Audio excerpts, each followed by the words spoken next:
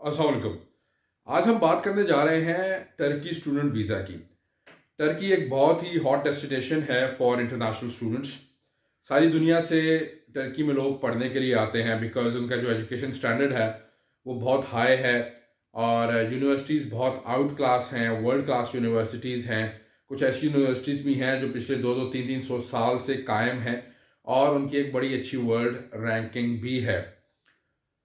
आपको पता है कि इस वक्त पाकिस्तान से बाहर निकलना बहुत मुश्किल हो चुका है। स्पेशली जो भी बड़े कंट्रीज़ हैं जहाँ पे हमारे स्टूडेंट्स पहले बड़े आसानी से जा रहे थे, अब वहाँ के वीज़ाज़ इतनी आराम से नहीं मिलते। उसकी बहुत सारी वजूहात हैं। सबसे बड़ी वजह आपको पता होगी, वो हमारा जो अपने मुल्क के हालात हैं वो हैं। बहरहाल उस पे हम इस वीडियो में बात नहीं करेंगे, ना ही हम कर सकते हैं। लेकिन ऑब्वियसली आपने बाहर भी निकलना है, आपने पढ़ाई भी करनी है, आपने नौकरी भी करनी है, आपने अपने लिए एक अच्छा फ्यूचर जो है वो भी सिक्योर करना है। तो उसके लिए Turkey can be one of the best destinations.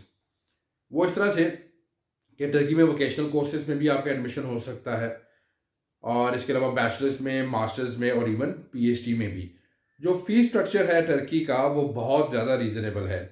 यानी एक अच्छे यूनिवर्सिटी में एक अच्छे बैचलर्स कोर्स की जो साल की फ़ीस है, एनुअल फ़ीस है, that is not more than $3,000 to $3,500 per year.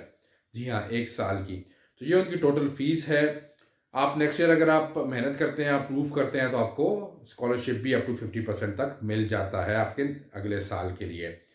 अच्छा, इसमें यूजुअली जो आपने यहाँ से इनिशियल डिपॉजिट कराना होता है वो $1,000 से ज़्यादा नहीं है, जिसकी बेसिस पे आप अपना वीज़ा अप्लाई करते हैं।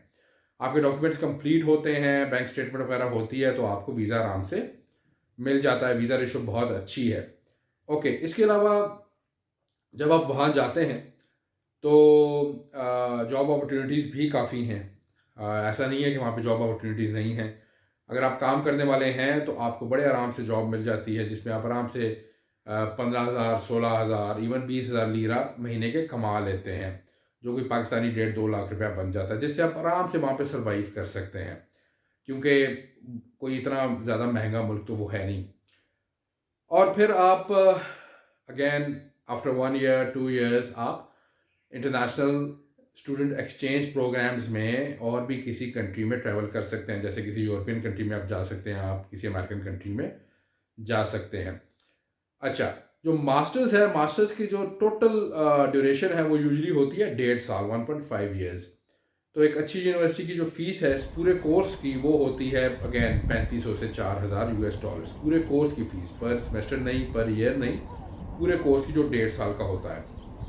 फिर हम आ जाते हैं पीएचडी की तरफ। पीएचडी में भी वो लोग स्कॉलरशिप्स देते हैं, पार्शल स्कॉलरशिप्स ही होती हैं। तो आप अपने माइंड में रखिए कि पूरे कोर्स की जो 4 साल की उनकी पीएचडी है, जो उसकी फ़ीस है वो 7500 से 8,000 से डॉलर से ज़्यादा नहीं है, जो आपने पे करनी है सारे कोर्स की जो 4 साल पे मुश्तमिल होता है।